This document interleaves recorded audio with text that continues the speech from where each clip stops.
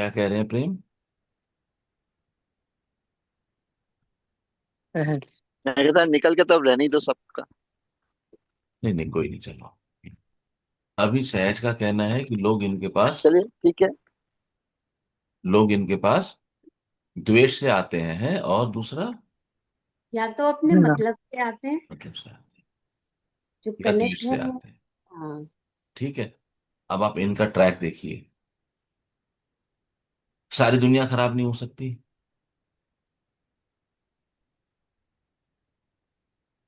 सहज को मेरे साथ जुड़े हुए शायद आज 12 13 14 साल हो गए हैं। मैं सहज के पास किसी मतलब से नहीं आया, द्वेष से नहीं आया। और मैं सहज को रेगुलर समय देता हूं, व्यक्तिगत, मेरे जीवन में से, जिसका मैं कभी इनसे कोई कंपनसेशन या पैसा नहीं मांगता हूं। मेरी फैमिली, ये मेरे घर आती है, मेरी फैमिली दरबार आती है, मेरी फैमिली इनको टाइम देती है, जो कि सेल्फलेस है। इतने साधक इनको समय देते हैं, जो कि सेल्फलेस है। दृष्टि में समस्या है, यहां पर चश्मा गलत लगा रखा है। यहां सोच की समस्या है। मेरा थिंकिंग पैटर्न ठीक नहीं है। मैं लोगों को ऐसे रिसीव कर रही हूं कि जैसे वो मेरे से द्वेष रखते हैं।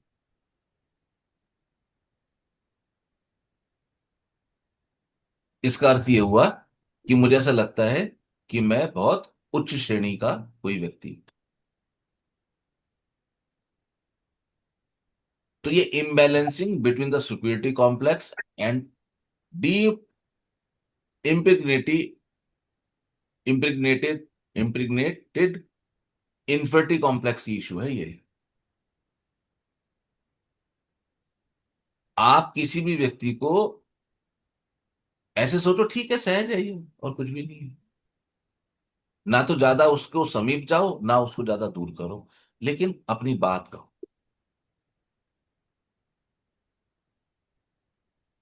जब भी कभी आपको अपने आप को एक्सप्रेस करना नहीं आएगा, तब आप लोगों से डरते हैं। अभी मैं प्रेम को मिला 4 साल पहले, तो उदाहरण के लिए,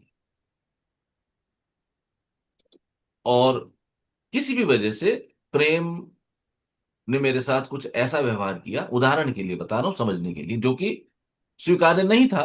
इतना बुरा भी नहीं था, लेकिन एक्सेप्टेबल तो नहीं था, और मैंने अवॉइड कर दिया। भले ही प्रेम मेरे से आयु में बड़े हैं इसलिए किया, या पद में प्रतिष्ठा में इसलिए किया, लेकिन मेरा दमन तो हुआ ना। फिर 6 महीने बाद दोबारा अवसर मिला। तब तक प्रेम के भीतर वाले माइंड ने उसको बता दिया था कि इनके साथ ऐसे डील करना है, रिएक्ट नहीं करता है। अब वो फिर रिएक्शन हुआ, और पिछले 4 साल के क्रम में ऐसे मिलना हुआ, और वो बार बार ऐसे हुए, एक पैटर्न डेवलप हुआ। मैं अपनी बात प्रेम को कह नहीं पाया। तो अब जब मैं प्रेम से मिलूं, या ऐसा अवसर हो कि प्रेम से मुलाकात होगी, तो मेरे भीतर प्रेम के प्रति द्वेष और भय दोनों होंगे। द्वेष इसलिए होगा कि प्रेम ने पिछले कुछ वर्षों में एक लाइफ पैटर्न मेरे साथ अपनाया है, जहां वो लगातार मेरी इंसल्ट करती है। और दूसरा भय इसलिए होगा कि मैं आज अपनी और अधिक इंसल्ट नहीं कराना चाहता, लेकिन मैं रिएक्ट नहीं कर सकूंगा, इसलिए मैं डरा हुआ हूं।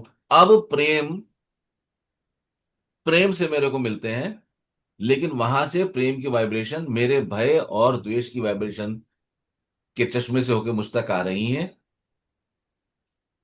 तो प्रेम की चीजें सही भी मैं गलत रिसीव कर रहा हूं। तो इसलिए सबसे अधिक आवश्यक है अपनी बात को आराम से कहना। बड़ी से बड़ी बात कहो, बिना इंसल्ट किए कहो, लेकिन आराम से कहो। अगर आप किसी बात पे गंभीर हैं, तो अपने चेहरे पे गंभीरता के एक्सप्रेशन के साथ कहो। सामने वाले को कम्युनिकेट होना चाहिए। आनंद में तो कभी कम्युनिकेट ही नहीं कर पाई। वो कह ही नहीं पाई कि मेरी आंखों का कारण आप है। वहां से पूरा जीवन खराब हुआ इनका। ये कोई छोटी बात नहीं थी। आज आनंदमयी किसी को अपशब्द बोल सकती है, दुर्व्यवहार कर सकती है। छोटे से बच्चे की क्या औकात। वो दूध मिलेगा, वो पॉटी करेगा, सो जाएगा, बस बात खत्म हो गई।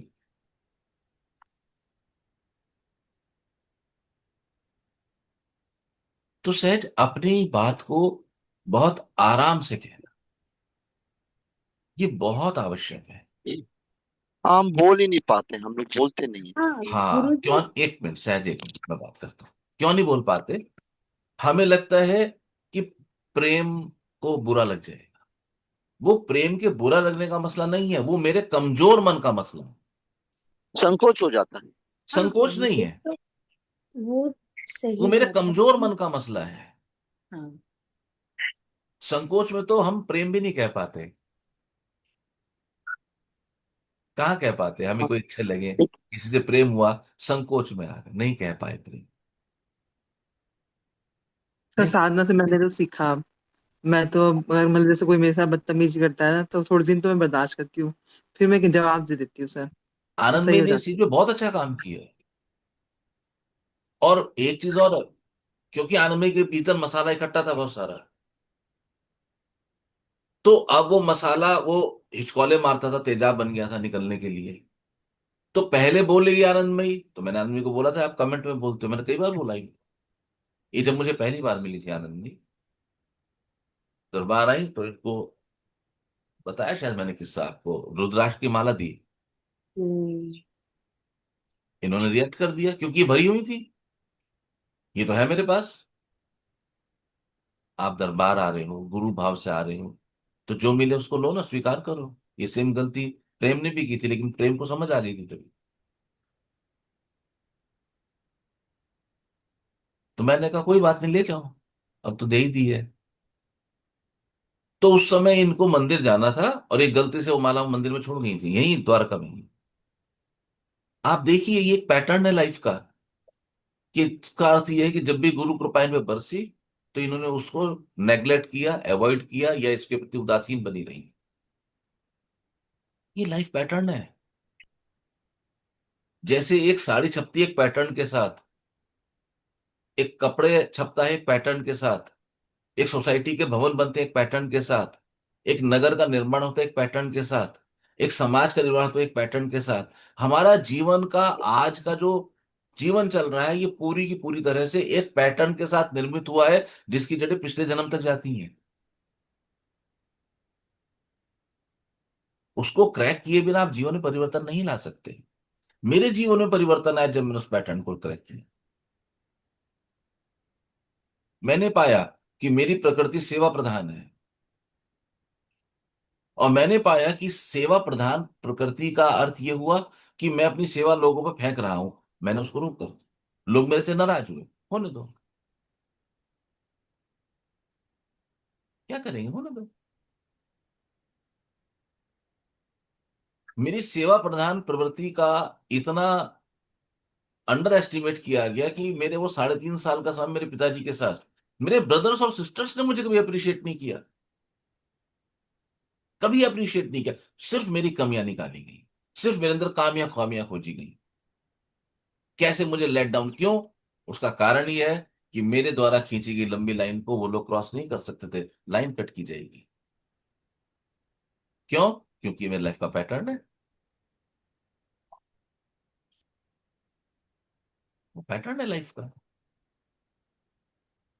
तो जब ये स्थिति मेरे पास आई और मुझे समझ आया ये लाइफ पैटर्न है मेरा, तो अब मैं किसको गलती कहूं, अपनी गलती कहूं या सामने वाले की गलती?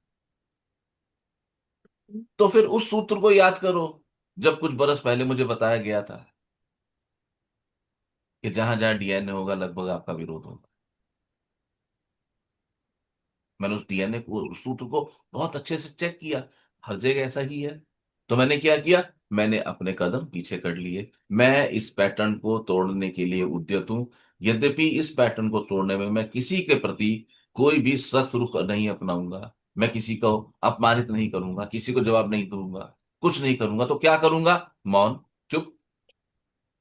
तो आज जो मेरे विरोधी हैं, हम पारिवारिक फंक्शन में मिलते हैं, मुझे देख के गोली उड़ाते हैं, भाग जाते हैं। नहीं रुक पाते। किसने कहा चुप हो जाओ? देखो, दो पात्र समझना बहुत जो सॉरी, जो सामने भी रहे और बोले भी नहीं। जिसमें एक आती है माता कैकेयी। भगवान के लिए वनवास मांगने के बाद क्या माता कैकेयी का कोई भी एक स्टेटमेंट है फिर बची हो पूरे मानस में? चुप। क्या माता कैकेयी जब भरत जी मनाने जा रहे थे साथ गई थी? भगवान राम नहीं को मनाने जा रहे थे। गई। प्रेजेंट है वो हर जगह, प्रोटोकॉल के हिसाब से प्रेजेंट है। मानस में लिखा है कि जब वो लोग कहाँ पहुंचे थे मनाने के लिए, तो इधर जो था राजा जनक के गुप्तचरों ने खबर करी कि भरत जा रहे हैं लेकिन सेना साथ है, तो राजा जनक भी अपनी सेना लेके निकले कि देखें भाई क्या माहौल है ना। फिर राजा जनक को था भाई मेरे समधी का साम्राज्य में लड़कियां हैं, मुझे वो राज संभालना है। फौज लेके निकले। गुप्तचर ने बताया कि वो तो प्रार्थना के लिए जा रहे हैं। तो अब यहाँ पे राजा जनक भी पहुंच गए एक दिन विद फैमिली। तो राजा जनक की जो धर्म पत्नी थी, मैं नाम ध्यान नहीं आ रहा अभी, सुनैना थी। राजा जनक सुनैना। का रनिवास राजा दशरथ के रनिवास को मिलने आया as a protocol, as a संबंध। तो यहां जब सुनैना जी, सीता जी की माँ का नाम था सुनैना, है ना। यहां जब माता सुनैना मिलने आती हैं, यहाँ तीन रानियां हैं, तो वो माँ कौशल्या को मिलती हैं डायरेक्ट। प्रोटोकॉल का ख्याल है। माँ केकई और माँ सुमित्रा खड़ी हैं।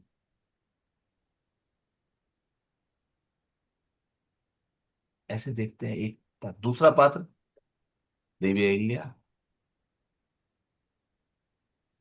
मौन है, चुप है। और कहाँ है? जब ऋषि वशिष्ठ के साथ गए थे ना ये भगवान राम, मेरे ख्याल से, है ना, है या विश्वामित्र जी के साथ, विश्वामित्र जी के साथ। विश्वामित्र के साथ गए थे ना। सड़क पे चलते ही बस एक आश्रम था, सड़क पे का भी पैर लगा दो, कहीं अंदर एंटर नहीं करे। किसी आश्रम के अंदर गए, किसी गुफा में गए, कोई द्वार, कुछ नहीं। माता अहिल्या वहीं बिल्कुल रोड साइड पे अवेलेबल है। बस प्रभु इसको शुद्ध करो, पर सतपथ पावन शोक न सावन, प्रकट भई तब पुंज सही। तुरंत छू दिया। चुप रही, समाज के सामने थी। तो आप देखिए कि आपको कहाँ मौन की शक्ति का प्रयोग करना है। जब बात हाथ से निकल जाए तो मौन की शक्ति का प्रयोग। अब जब बरसों तक आपने किसी की ठुकुर सुहाती की है, किसी के चरण चुंबन किए हैं, अचानक आप कहो कि नहीं अब मैं नहीं करूंगा, तो आप बुरे। आप इस पैटर्न को तोड़ो। लेकिन डे टू डे रूटीन में अपनी बात कहना सीखिए। जो व्यक्ति डे टू डे रूटीन में अपनी बात कहना नहीं सीखते, वो मेरी समझ में दो तरह से रिएक्ट करना शुरू कर देते हैं। एक तो वो चुप रहेंगे, लेकिन बात होगी तो अचानक उनका वॉल्यूम बढ़ जाएगा, हाव भाव उनके हिंसक हो जाएंगे, या तो भाग जाएंगे। तो जो पुरुष लड़के घर से भाग जाते हैं, चाहे वो दुकान के नाम से भागे, चाहे वो दोस्ती के नाम से भागे, चाहे काम के नाम से भागे, वो अपने आप को एक्सप्रेस नहीं कर सकती, अपनी बात नहीं कह सकती। उनको अपनी बात कहना सीखना हो। जब तक आप अपनी बात कहना नहीं सीखेंगे, तब तक बात नहीं बनेगी। और मैं यहाँ यही सिखाता हूं, अपने अनुभव के ही। इंटरेक्ट कीजिए मेरे साथ, बात कीजिए। आप लोग नहीं करते, नहीं करते।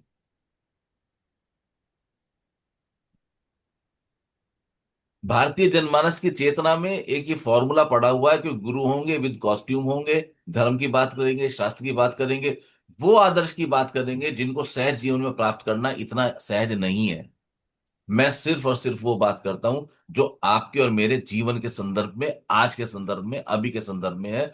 मैं परसों की रोटी की बात नहीं करता, मैं आज इस समय अभी एक कप चाय की बात, क्योंकि वो मेरी आवश्यकता है। मैं कभी किसी सो कॉल्ड मॉरलिंग की बात नहीं करता। चाय पीने तो सब पियेंगे चाय, मैं बोल दूं यहाँ बैठ के चाय नहीं पीनी चाहिए, एक व्यक्ति चाय नहीं छोड़ेगा। इससे कोई लाभ नहीं है, इससे कोई फायदा नहीं है, आपके जीवन में कोई एडिशन नहीं होगा। हाँ, फिर एक दिन आएगा चाय छूट जाएगी। मेरा गेहूं लगभग छूट ही गया ना। आप आनंदमयी को पूछो, मैं इसको 4-5 साल से कहता था, आनंदमयी मेरा ना चबाने का मन नहीं करता, मेरा जी करता है कुछ आए मैं पी जाऊं। मुझे नहीं पता था कि ये सब हो रहा है। नहीं करता ना गेहूं, ऐसा नहीं मैंने गेहूं खाना छोड़ दिया, मैं सब कुछ खा रहा हूं लेकिन मेरे फूड से गेहूं गायब हो गया। आई एम नॉट ईटिंग गेहूं नाउ। बोलो प्रेम बोलो। वो सिस्टर को छोड़ने जाना है, मैं वीडियो ऑफ कर लूं? ठीक है, और कुछ कहना है सहज? सर जैसे आपके कुछ महामुक्ति का बोलना भी, है? बोलो। सर जैसे बोलो बोलो, महामुक्ति का तसल्ली भी, से बोलो, अब तो गला भी ठीक हो गया। बोलिए। सर महामुक्ति का भी पैटर्न ही होगा ना सर ये? महामुक्ति का पैटर्न है, महामुक्ति का पैटर्न है। उसने आपको, हो सकता है किसी जन्म में वो जेलर रहा हो और आप कैदी रही हो। महामुक्ति ने आपको जेल दे रखी है, वो पैटर्न ब्रेक नहीं हो रहा है, पैटर्न है ये। क्या कह रहे हैं सहज? गुरुजी मैं ये कह रही थी, मैं ये महसूस करती हूँ कुछ थोड़ी सी चीजें हैं जहां मैं बहुत ही फोकस हूँ, और वो डायरेक्टली जो मुझसे रिलेटेड है, मुझसे मतलब मैं और मेरा काम। लेकिन उसके साइड में या अदरवाइज बहुत कुछ ऐसा होता है जिसको मैं इग्नोर, शब्द गलत हो जाता है लेकिन मैं उसको एक्सेप्ट भी तो गलत शब्द है। जैसे मैं उस पर बहुत ज्यादा ध्यान नहीं देती, फोकस नहीं करती, तो वो चीजें ओवरलुक हो जाती हैं।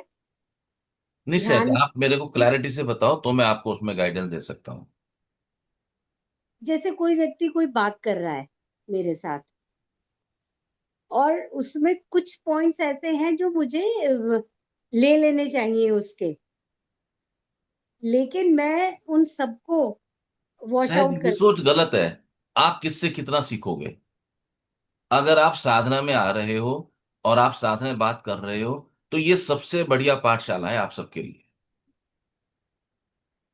हर व्यक्ति अपनी परिस्थिति के हिसाब से रिएक्ट कर रहा है, वो परफेक्ट नहीं है। मत इतना ज्यादा अपने आप को ओपन करो कि मैं सबसे सीख सकते हैं, ये एक रॉन्ग कॉन्सेप्ट है।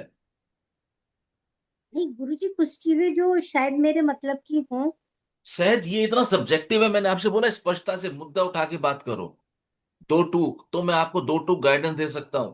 अच्छा लगता है कहने में हम तो सबसे सीखते हैं, जो सबसे सीखते हैं वो कहीं नहीं पहुंचते। नहीं गुरुजी, सबसे नहीं सीखना है। जैसे मेरी और आपकी कोई बातचीत हो रही है, थोड़ी देर के बाद मेरा वो फोकस खत्म हो जाता है। मुझे आपकी बात सुनाई तो जरूर दे रही है, लेकिन वो कहीं जा नहीं रही है, वो दाएं बाएं से निकल रही है।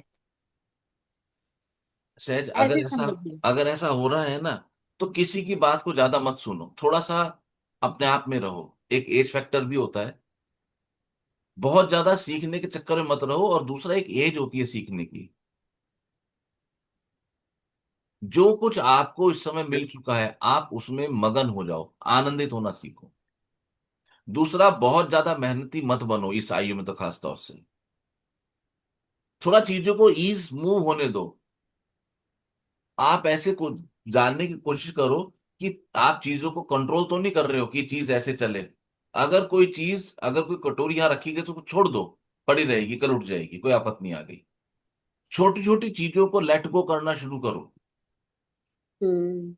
अगर सोफे की चादर पे सरवट आ गई तो होने दो, हो जाएगा, कोई आफत नहीं आ रही है। अगर गाड़ी के टायर में मिट्टी लग के अंदर आ गया तो आ जाएगा, कोई बात नहीं, कल धो देंगे। आप चीजों को छोड़ना शुरू करो तो आप पाओगे कि आपकी मस्तिष्क का बहुत सारा हिस्सा एकदम से फ्री हो गया है।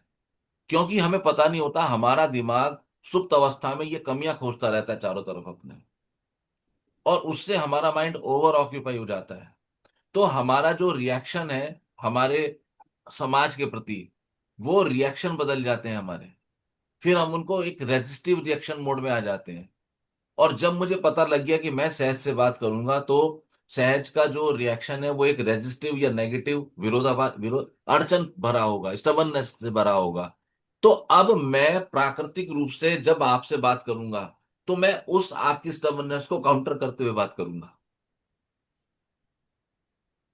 अभी सहज ने कुछ कहा हम्म। ही नहीं है, लेकिन क्योंकि मैं जो हूं एक सुरक्षात्मक कवच के में आ चुका हूं, तो सहज मेरे सामने है, मुझे पता है कि सहज है तो कोई ना कोई पंगा हो सकता है।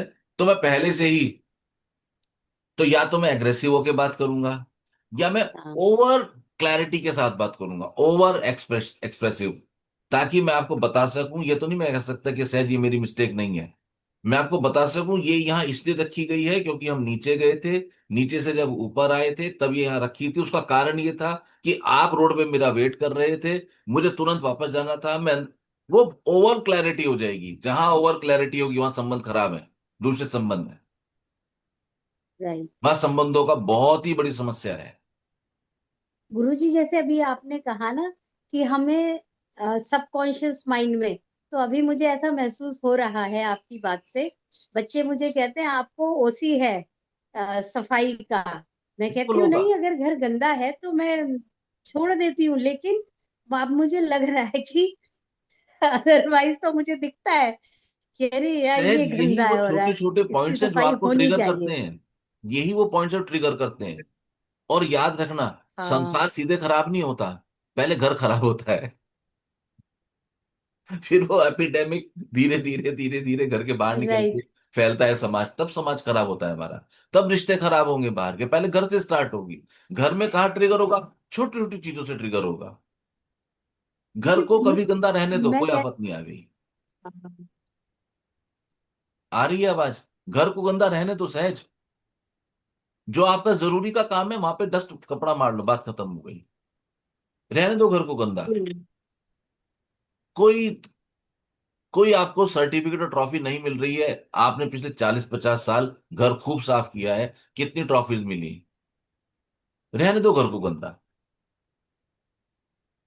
आप घर के प्रति सहज हो जाओ, ये घर है, होटल नहीं। तो आप पाएंगी कि धीरे धीरे राइट। कुछ महीनों में आपके साथ रहने वाले लोग, वो आपके इस व्यवहार के प्रति बहुत ज्यादा एक्सेप्टेंस दिखा रहे हैं, वो रिएक्ट नहीं कर रहे हैं। क्योंकि अब उनको action speak louder than word, अब उनको आपके व्यवहार में परिवर्तन दिख रहा है, शब्दों में नहीं दिख रहा। या बर्तन छोड़ दे, छोड़ दो ना, कोई बात नहीं, सुबह उठ जाए, क्या पता। किचन के बर्तन नहीं लगे, क्या बोलते हैं उसको, रैक में, कोई बात नहीं, सुबह लग जाएंगे, सुबह भी तो निकलना ही है। हाँ, कभी कोई छठे छमाए, कोई मित्र आए, कोई पार्टी है तो एक अलग बात है, तब घर की व्यवस्था को देख लो। अन्यथा घर को घर रहने दो, अन्यथा सहज को सहज रहने दो, उसको असहज मत करो।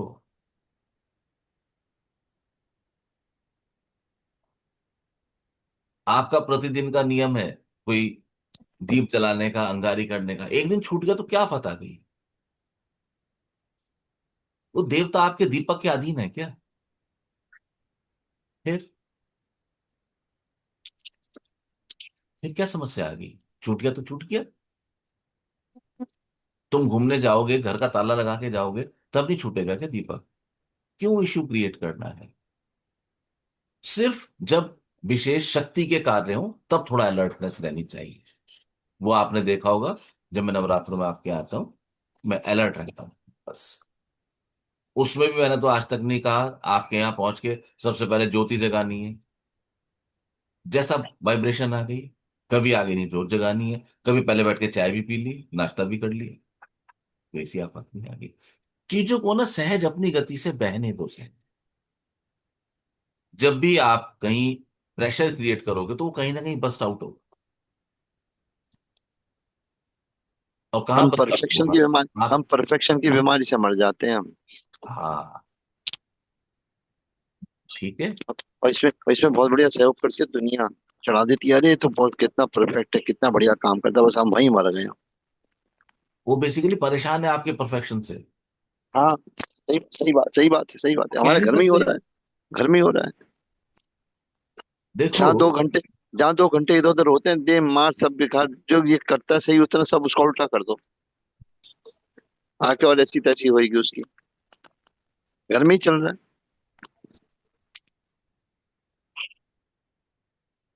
क्यों बोल रहे हैं प्रेम ये सब? ये उनके जीवन की गाथा है। हम स्वयं ही अपने लोगों को दूर कर रहे हैं अपने से। छोड़ दो ना, अगर एक गीला टॉवेल पड़ा ही रह गया कमरे में तो क्या पता। गद्दे तो बदल ही जाएंगे 10-12 साल में। ऐसे बड़ी सहजता से देखो ना चीजों को, तो आप पाओगे कि आप अपने में अपने लिए स्पेस क्रिएट कर रहे हो। अब इसका दूसरा पहलू समझो।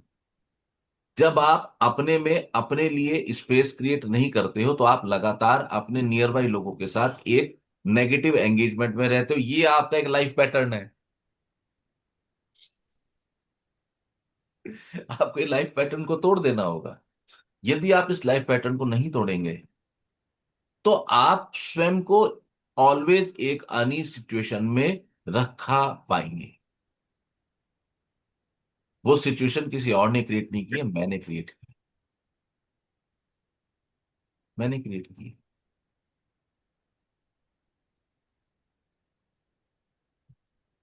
जिंदगी को बिल्कुल आराम से जियो।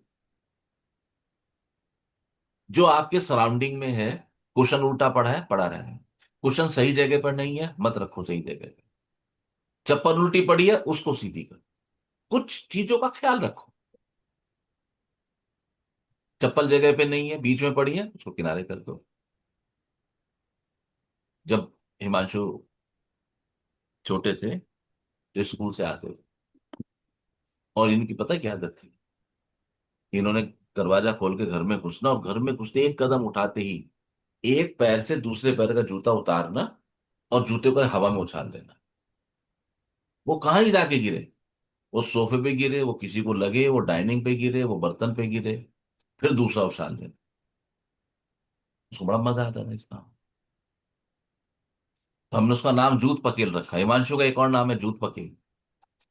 पकेल बोलते फेंकना। मैंने उसका नाम जूत पकेल है भाई। तो बच्चों को उनका सहज जीवन को जीने का आप परमिशन दें। और क्योंकि आप साधना में हैं, आप प्रेम में हैं, तो उस आधार पर सभी बच्चे हैं, चाहे भले ही आपका उनसे रिश्ता क्या हो, आयु क्या हो, आप सबको प्रेम दे। ऐसे प्रेम दिया जाए। ऐसे नहीं कि मैं आपको प्रेम करता हूं, मैं आपको प्रेम करती हूँ। कौन है? पता नहीं। ऐसे नहीं। देखो, ऐसे नहीं। आप उनको प्रेम दें, आप उनको स्पेस दें। जब आप उनको स्पेस देंगे तो बाय डिफॉल्ट आपको स्वयं को स्पेस मिलेगा। आप पाएंगे कि आप अपने विचारों से कितने परेशान थे, वो विचार अब आपको परेशान नहीं करते हैं। और इस कार्य के लिए ना आपने किसी मंदिर में परिक्रमा की, ना आपने कोई मन्नत मांगी, ना आपने कोई जोत जगाई, ना आपने कोई पाठ किया, ना आपने कोई माला की। मैंने तो देखा है जो लोग अधिक माला करते हैं वो अधिक क्रोधी होते हैं। कोई आवश्यकता नहीं है। प्रेम किसी भी वस्तु, समय और परिस्थिति का मोहताज नहीं है, अधीन नहीं है। वो कहीं भी दिया जा सकता है, वो कहीं भी उत्पन्न हो सकता है, उसको कहीं भी प्रकट किया जा सकता है। कुछ कह रहे थे आप सहज? जी गुरुजी, अभी इतनी चर्चा के बाद मैंने रियलाइज किया, जो मैंने पहले कहा था कि लोग मुझसे किस तरीके का व्यवहार महसूस होता है, अभी मैं महसूस कर रही हूँ शायद पूरी दुनिया में गिनती के 10 लोग भी नहीं होंगे जो मुझसे मतलब या द्वेष भाव रखते होंगे। बट ये मेरी थॉट प्रोसेस शायद उन 10 लोगों के आसपास ही घूमती होगी, जो मुझे ऐसा महसूस कराती है कि लोग मुझसे इस तरीके से जुड़े हैं। Very good. ये चश्मा लगा लिया मैंने नीला। और सहज अच्छी है, और मुझे नीली दिखती है। अब नीलिए तो सहज के भीतर जहर है। ये सबसे बड़ी प्रज्ञा अपराध है ये सबसे बड़ा अपराध है प्रज्ञा। ज्ञान का अपराध प्रज्ञा अपराध होता है। आपने अपनी ज्ञान शक्ति को ठीक नहीं कहा, ठीक नहीं प्रयोग किया, और दूसरे को गलत परिप्रेक्ष्य में देखा। या तो आपके जो दो चार 10 लोगों के नेगेटिव पैटर्न थे आपने सब पे अप्लाई कर दिए। एक साड़ी छपती थी, एक फर्मा खराब था, वो सारी साड़ी पे छाप दिया, अरे अलग करो उसको। सारी साड़ी खराब हो गई, जीवन की पूरी लय बिगड़ गया।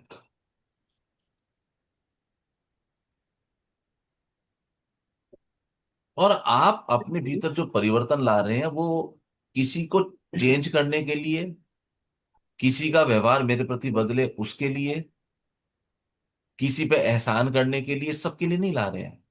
ये काम आप अपने आनंद के लिए, इससे मुझे आनंद है।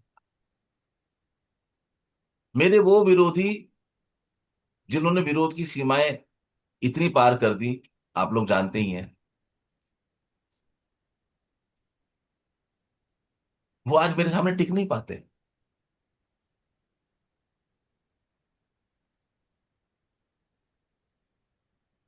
भाग जाते हैं मुझे देखते ही। 3 4 शादियों मिल चुकी हैं मेरे ख्याल से, मेरी उपस्थिति में वो मैक्सिमम। एक शादी में तो वो 9 बजे निकल गए बिना खाना खाई। मैं पहुंचा और गायब हो गए, हम वहां पे 2 3 बजे तक रह रहा। कैसे हो? पैटर्न को तोड़ना पड़ेगा।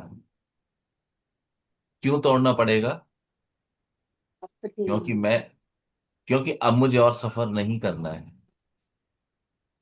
किसके लिए तोड़ना पड़ेगा? अपने लिए तोड़ना पड़ेगा। पैटर्न तोड़ने से क्या होगा? मेरा जीवन आनंदित होगा, रिलैक्स होगा, सहज होगा। मुझे सहज होना है जीवन, कॉम्प्लेक्स नहीं होना है।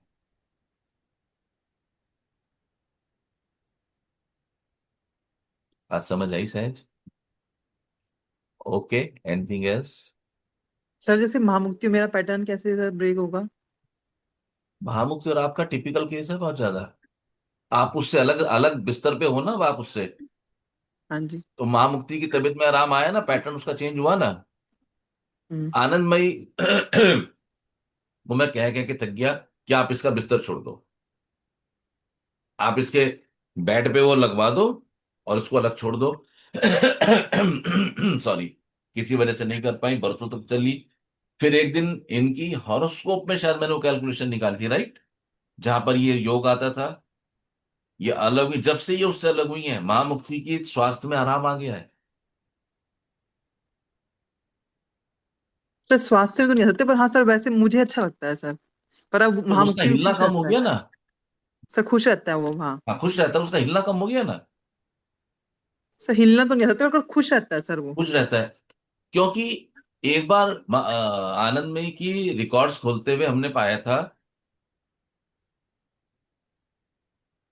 मुझे ध्यान नहीं क्या पाया था।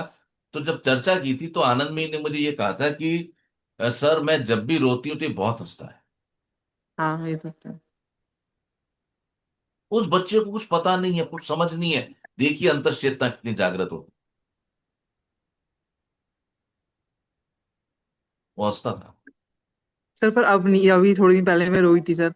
इस बार वो हंसा नहीं मुझे देख के। आप साल भर से अलग हो उससे मेरे ख्याल से।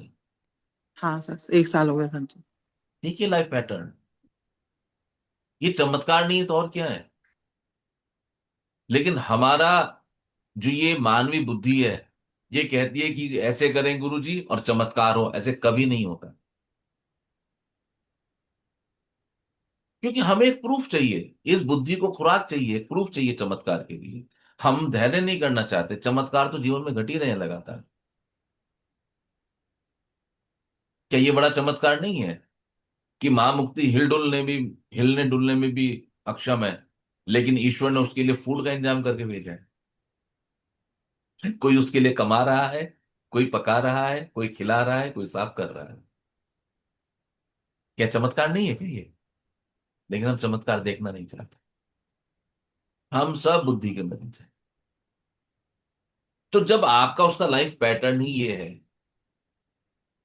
दूर हो जाओ।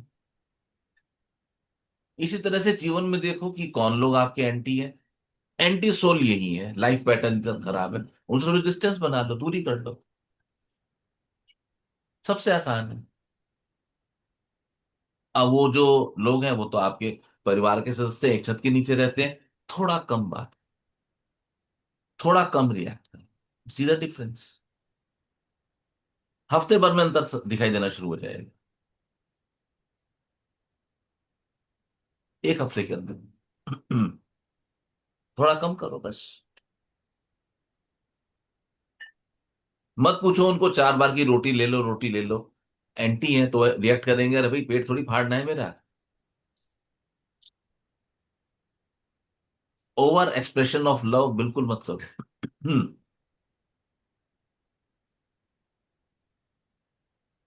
आप जितना सहज होंगे, आपके चारों तरफ का एनवायरनमेंट उतना अधिक सहज हो जाएगा। तो अपने को सहजता में उतारना है। ठीक है, और कुछ? आरती बहन रह गई।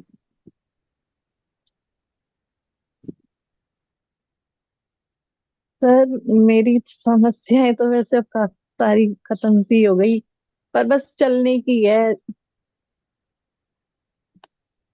कि मतलब मैं थोड़ा तो चल लेती हूँ सर,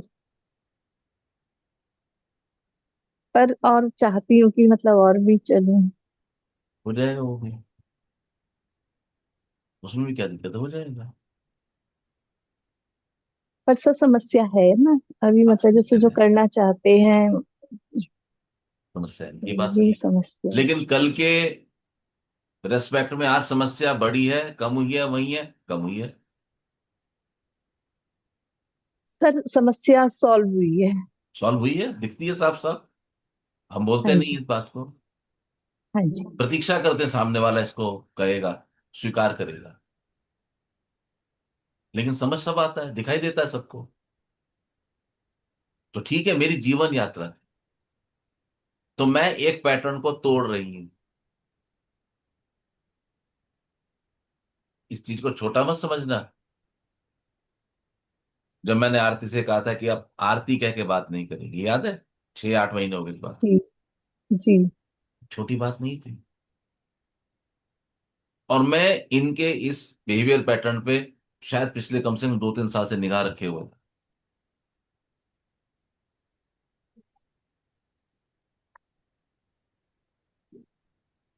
तो मैं सर जी आप लोगों सर के बोले। बिहेवियर पैटर्न पे निगाह रखता हूँ, साधना के तल पे। लेकिन मुझे कहने की जल्दी नहीं है, समय आना। तो प्रतीक्षा और धैर्य। क्योंकि आप लोगों को वहां तक एलिवेट होना है ना पहले, ताकि आप बात को पचा सके, हजम कर सके। और अगर आप इस लायक नहीं हजम कर सके, अगर बात कह दी जाए, तो बेकार हो गया सब कुछ। बस यही जीवन में।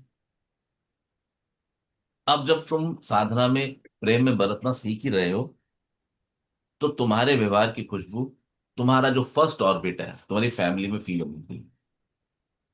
तो अपनी बात को अड़ के नहीं दो, बहुत आराम से कहो।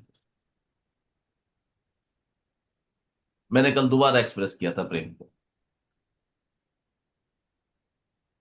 अक्सर नहीं करता, कभी भी नहीं करता। बात इतनी आराम से कहो कि यदि सामने वाला स्वीकार करने के लिए तैयार है तो कर ले, नहीं तैयार है तो उसको बुरा ना लगे। बॉल निकल गया उसके पास से, स्विंग कर, उसको पता ही नहीं क्या हुआ, ठीक है ना, नहीं पता तो अगली बार ट्राई करना। ऐसे बिल्कुल सॉफ्टली, ऐसे बिल्कुल पोलाइटली अपनी गाड़ी, जीवन की गाड़ी को आगे बढ़ाओ। ये बहुत, आपको पता है, मैं बहुत कट्टर सनातनी हूं। लेकिन सनातनी होने का अर्थ ये नहीं कि मैं आपको पूजा पाठ में और शास्त्रों में बता दूं। आप शास्त्र को पढ़ने लायक तो बन जाओ। आपको ऐसे अनार आसे आम आता नहीं है, आप मानस और श्रीमद् भगवत गीता को सिर पे रख के घूमोगे, क्या करोगे? कुछ नहीं करोगे। अपनी आने वाली पीढ़ी के मन में और विरोध भर दोगे कि हमारे पिताजी हमारे बाबा जी सिर पर रख के घूमते थे और उन्होंने ये किया हमारे साथ जीवन में। कोई लाभ नहीं। शास्त्र को पढ़ने के लायक बन जाओ। और जब एक बार शास्त्र को पढ़ने लायक बन जाओगे तो आपको शास्त्र के साथ बहुत अधिक समय नहीं बिताना पड़ेगा। आप शास्त्र को उठाओगे, पढ़ोगे, आपके भीतर उतर जाएगा। आप बात तो यही है। अच्छी बात है। बात खत्म।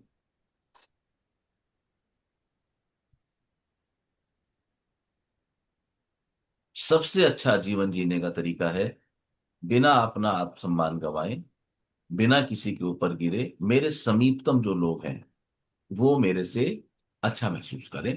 कितना अच्छा? कल के मुकाबले आज अच्छा बस। यदि वो कल मुझे -500 देते थे तो आज मुझे -499 है बस। तो आप देख रहे हैं कि जो नेगेटिव पैटर्न ऑफ कर्मा है वो ढीला पड़ रहा है, कमजोर पड़ रहा है। और जब वो -499, -498, -470, -460, जब ये पैटर्न प्रकृति देखती है तो अब प्रकृति आपको मदद करना शुरू करो। पहले वो आपको देखेगी, चेक करेगी, फिर वो आपकी हेल्प करना शुरू कर देगी। सही ट्रैक पे है। इसकी स्पीड तेजी से घटाओ, नेगेटिव कर्मों की।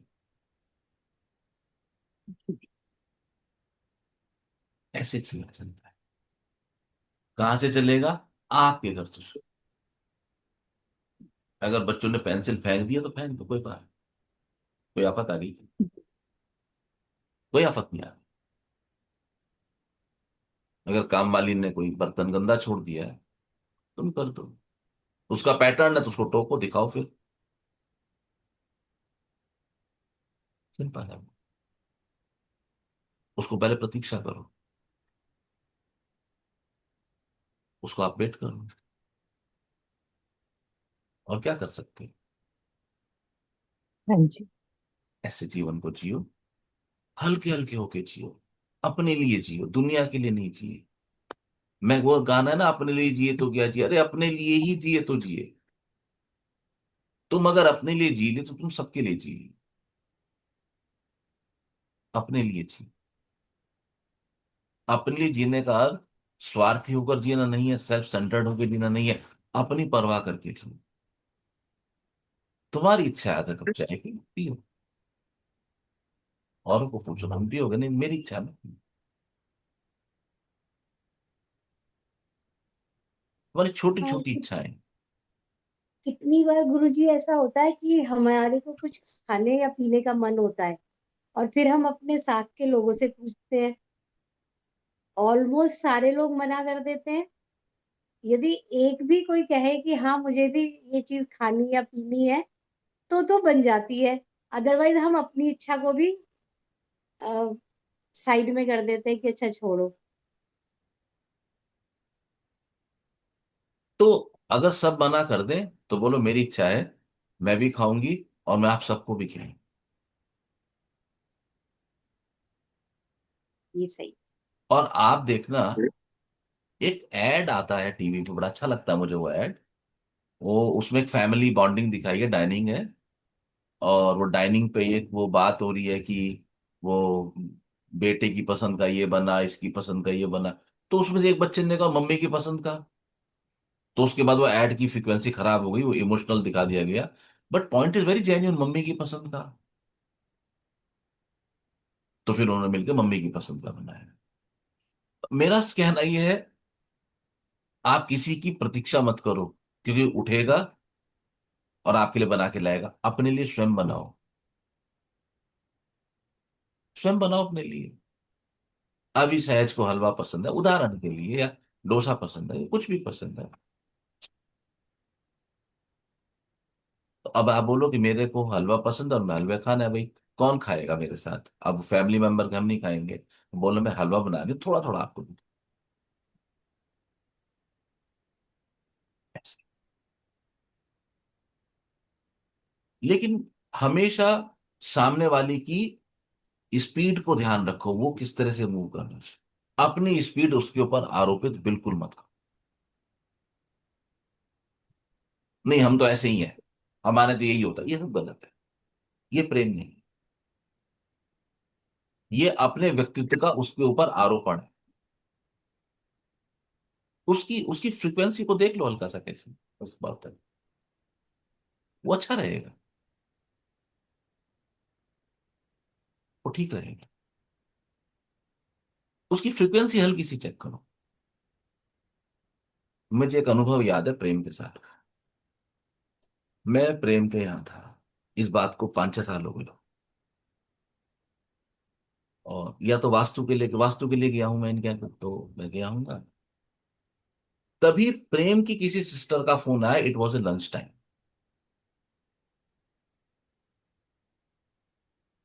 कि आ रहे हैं, तो जो इनकी बात हुई होगी कि भोजन यही करना है, ऐसी व्यवस्था हुई। इनके एक बहन हुई मेरे सामने पहुंचे थे। अब क्योंकि देवर नियर बाय, वो जल्दी में ही आने वाले हैं, और बहुत अच्छे व्यवस्था फूड की होनी मुश्किल है, तो ये मेरे सामने का अनुभव है। तो अब घर में जैसे सामान्य था, एक दाल एक सब्जी तो रहती है सबके यहाँ तैयार। तो अलका जी ने कहा कि अभी या तो मैं फटाफट सब्जियां बनाऊं, तो इनकी सलाह हो रही है मेरे सामने ही। प्रेम ने कहा कि कहाँ बना पाओगे, ऐसा करो, जिज्जी को ये पसंद है, ऐसे करके बोले थे, और वो जीजा जी भी खा लेते हैं। तो इन्होंने फटाफट 2-3 तरह की सब्जी बाजार से रेडीमेड मंगाई। तो सब्जी मंगाने के पीछे इनका, एक तो इनका भाव हो गया कि भाई एक ये बहन का रिश्ता है, तो रेस्पेक्टफुल तरीके से फूड सर्व हो जाए, लेकिन मूल ड्राइविंग फोर्स क्या था? जिज्जी अलका है, जी के। उसको ही पसंद था। मूल ड्राइविंग फोर्स मेरी थाली के डिश कंप्लीट हो जाए ये नहीं था। जी जी। और मुझे आज भी याद है, अविरल भाग के गया था, लेके आया था, क्योंकि ऐसी जगह रहते हैं जहाँ पे बहुत तरह के पकवान मिल जाते हैं आसानी से। तो ड्राइविंग फोर्स क्या था? इनका ड्राइविंग फोर्स ये था कि 5 सब्जियां करनी है थाली में, ये नहीं था। सब्जी भले ही 4 हो जाए, इन्हें ये टेंशन नहीं थी,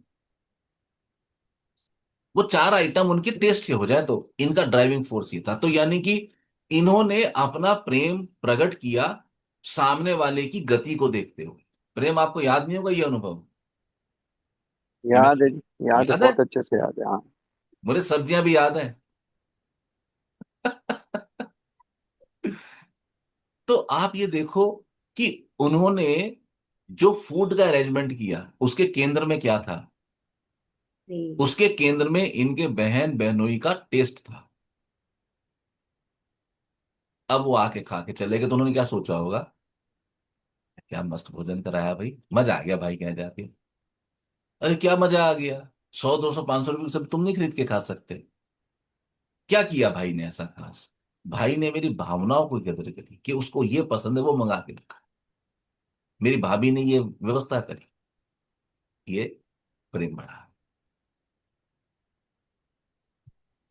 तो इसीलिए मैं कहता हूँ, सामने वाले की अवस्था के हिसाब से उसके ऊपर गिर नहीं पड़ना है। इनका घर ऐसी जगह है, ये तुरंत बाजार से 10 चीजें मंगा सकते हैं और तुरंत आ सकती है। अच्छे अच्छे खाने वाले इनके घर से वॉकिंग डिस्टेंस पे हैं।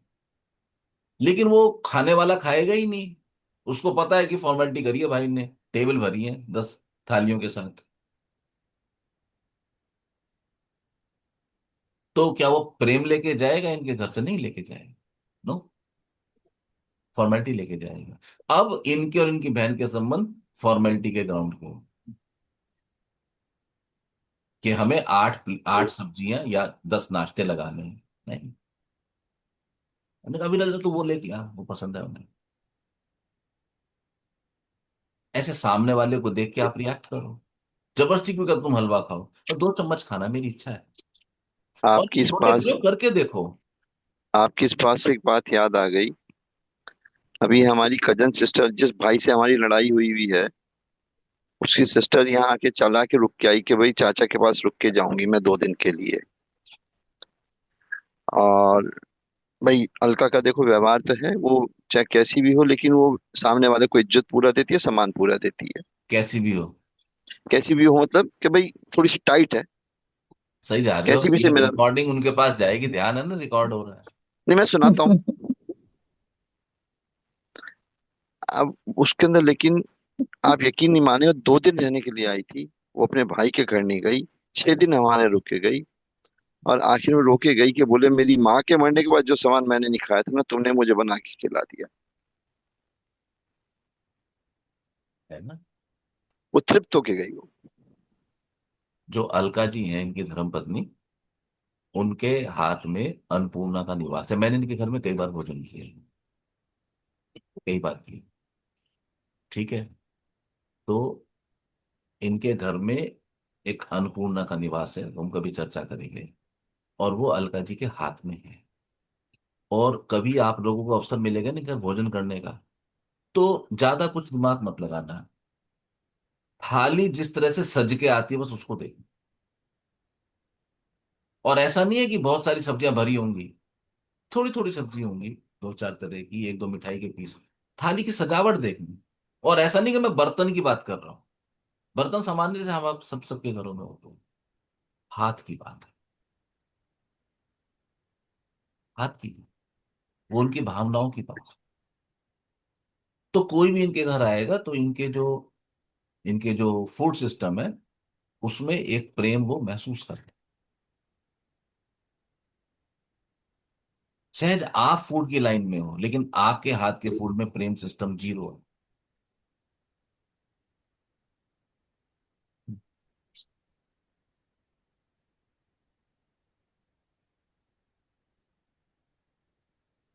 नहीं है, होना चाहिए। क्योंकि अलका जी जो थाली लगाती हैं वो खाने वाले के हिसाब से लगाती हैं। आप जो थाली लगाती हैं वो अपने हिसाब से लगाती हैं। अंतर है, मूल अंतर। आपको थोड़ा अनीस करेगी ये बात, लेकिन सत्य है। मेरा अनुभव है आपके साथ।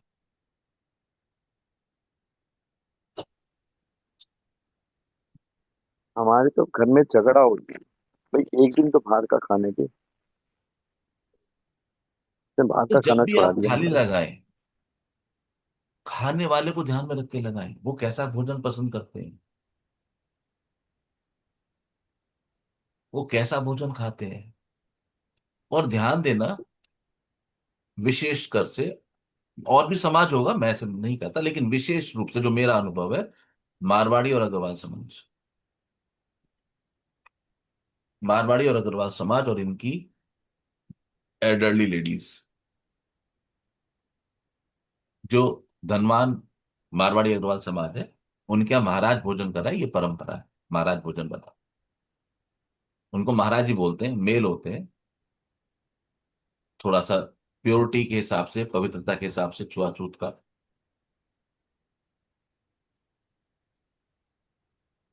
हमारे घर एक सन्यासन आया करती थी, रामबाई उनका नाम था, अब वो नहीं।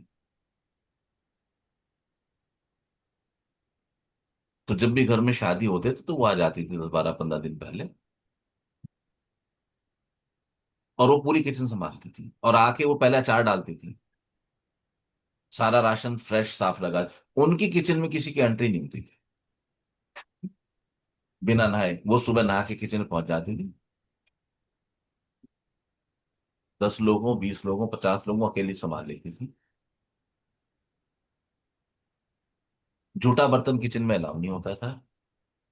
और अगर आप उनसे पराठा लेने आए हैं और आपके हाथ में आपकी झूठी प्लेट है, तो आप किचन के अंदर नहीं एंटर कर सकते, किचन के गेट के बाहर रहेंगे। और वो पराठा ऐसे ऊपर से प्लेट में डाल देती थी।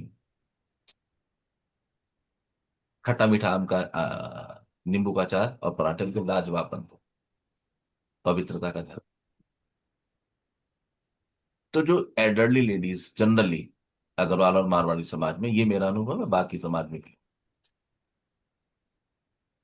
महाराज खाना बना रहे हैं, लेडीज लगी होती हैं जी, किचन को शुद्धतम माना गया है। और जो head of the family lady है, वो बैठी है साथ में मूड़ा डाले या वहीं पे बड़ी किचन उतनी पाई पे, थाली जा रही है, एक एक लग के तो एक एक थाली को मंगा रही है अपने पास। ये किसकी थाली है, ये उनकी थाली है, ये डालो, ये हटाओ, घी बढ़ाओ, ये हटा दो, ले जाओ। वो थाली को कस्टमाइज कर रही है कि उन भैया को ऐसा भोजन पसंद, मेरे देवर को ऐसा पसंद, ससुर को ऐसा पसंद, मेरी देवरानी का भाई आया उसको ऐसा भोजन पसंद। एक कॉमन थाली निकल के आ रही है, यहां पर वो इंस्पेक्शन में है माता जी के पास। अब माता जी उसमें से करेला हटा रही है, उसके जगह आम का अचार रख नहीं। क्यों? उन भैया को या उन दीदी को ये चीज पर उनको पता है, ये अनुभव है। मैंने ये बना दिया, खा लो। ये ये शुभता नहीं है, ये अशुभता है। सामने वाला खा पा रहा है, सामने वाले की इच्छा है वो खाने की। आप मत खिलाओ ना 50 लोगों को खाना, किसी एक को खिलाओ, किसी दो को खिलाओ। उसका भाव, उसका रुख देख के, उसकी गति देख के खिलाओ, तब बात बनती है। अब उस डाइनिंग से 10 12 15 लोग निकले बाहर, और हर एक कह रहा है वो जरा लाजवाब। 12 लोग, 12 टेस्ट, 12 इच्छाएं। लेकिन बाद में जो इन्होंने कहा, नहीं नहीं, इनके दाल में सादा घी डलेगा और इनकी दाल में मिर्च के छौंक का घी डलेगा। इसकी प्लेट में तली हुई मिर्चें रख दो। अब वो बंदे को तली हुई मिर्च से ही मजा आ जाता है। अब उसे पता ही नहीं 4 सब्जियां और क्या हैं। ये आपका प्रेम, ऐसे प्रेम आप आगे बढ़ा रहे हैं।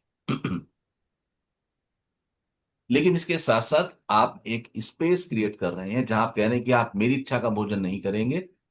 मैं आपको भोजन के लिए, भोजन की विशेष बात कर रहा हूं कि भोजन से ही प्रेम प्रेक्षित होता है और पुष्टि मिलती है, भोजन की भी और प्रेम की भी। और अगर भोजन में प्रेम नहीं होगा तो वो भोजन कभी पुष्टि नहीं देगा, घर में कलह बना रहेगा।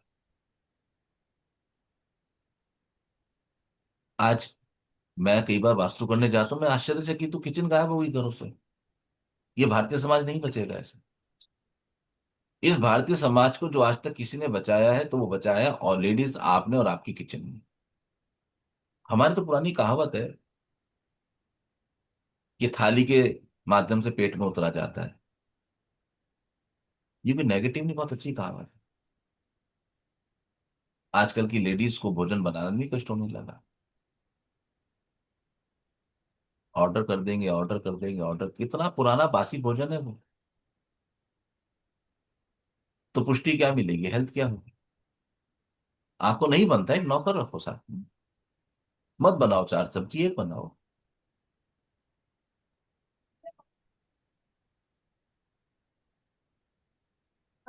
लेकिन एक स्त्री होने के नाते रसोई पर आपका पूर्ण नियंत्रण बहुत आवश्यक है, और आपकी किचन लगातार एक्टिव होनी चाहिए।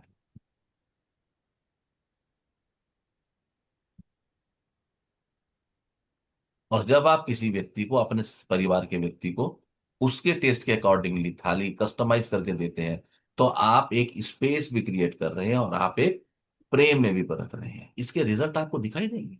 अगर घर में कलह है तो थाली को देखो।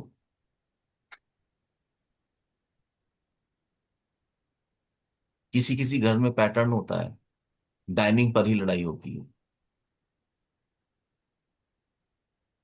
थाली का इश्यू है। उसको देखो क्या है इश्यू, और ये सोच के कि ये मेरी ड्यूटी है, ये मेरा परिवार है। परिवार तो औरत का, आदमी का नहीं है।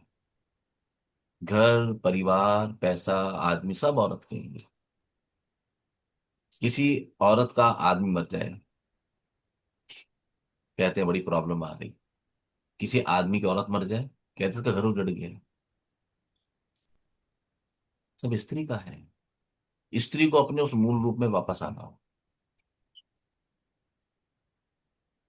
ठीक है, बहुत टाइम हो गया आज तो। ओके, कोई कुछ कहना चाहते हैं? ठीक है। सर हम्म, सर मतलब मेरे को तो कुछ कुछ भी नहीं पता, ये भी नहीं पता मेरी समस्या क्या है, मुझे क्या चाहिए सच में। मुझे सच कुछ नहीं पता है। कोई बात। आप, ये तो है कि मैं चल नहीं पा रही, ये मेरी बहुत बड़ी समस्या है, या बहुत सारी चीजें हैं सर। सर मतलब कुछ बता दो, आप बैठो हैं। इन बताने की बात नहीं, आपको जो प्रॉब्लम है, समस्या को एक्सेप्ट करो। समस्या को एक्सेप्ट करो, जो जो समस्या उसको एक्सेप्ट करो। लक्ष्मी जी की समस्या है, रिलेशनशिप की समस्या है, शरीर की समस्या, एक्सेप्ट करो। हाँ, मुझे समस्या है।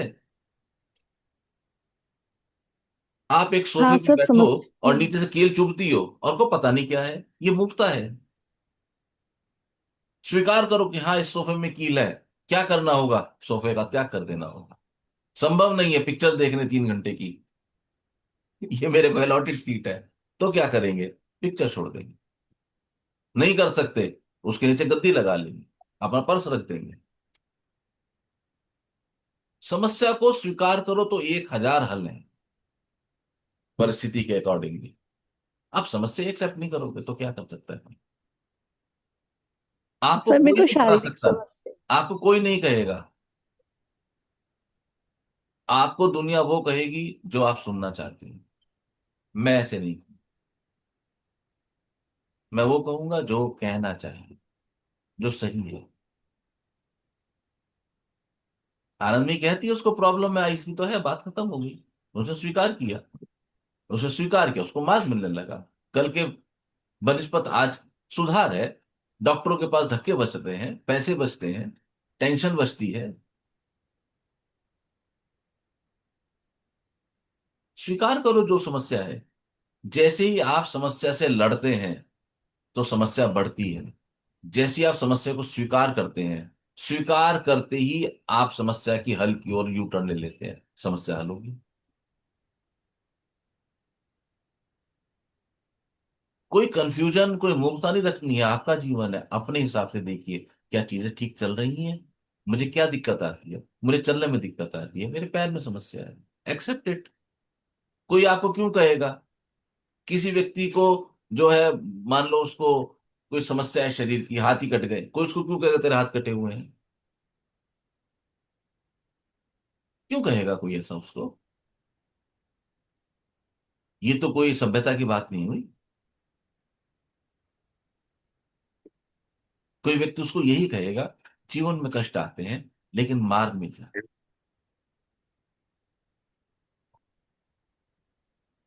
लेकिन जब वो व्यक्ति जाके कहेगा मेरे हाथ नहीं है, मुझे आर्टिफिशियल हैंड्स की जरूरत है, तब कोई व्यक्ति कह सकते हैं ये नंबर है, मैं इनको जानता हूं, आप कहें तो बात करूं। वो आपका रुख देखे। और अगर आपको मुझे पता ही कर सकते, वो कहे, ठीक है नहीं पता तो क्या कर सकते हैं, अभी आप तैयार नहीं हो हल के लिए। मेरे पास तो नंबर था जो आर्टिफिशियल पार्ट्स लगाते हैं। ये उदाहरण के देखिए मैं आपको बोलता हूं। देखो समस्या क्या है, उस समस्या को स्वीकार करो और आगे बढ़ो। आपको मार्ग मिलेगी। जब तक आप समस्या को स्वीकार करके आगे नहीं बढ़ोगे, मेरा विश्वास करना, तब तक एस्ट्रोलॉजी और वास्तु भी मदद नहीं कर पाते हैं। नहीं कर पाते। आप तैयार ही नहीं हो। अभी मेरे घर में आज बहुत सारे पकवान बने हैं और सहज आ गई। मैंने कहा सहज बताओ ये पकवान कैसे बने? वो खाने को तैयार नहीं है, मुंह नहीं खोलती, कैसे बताए?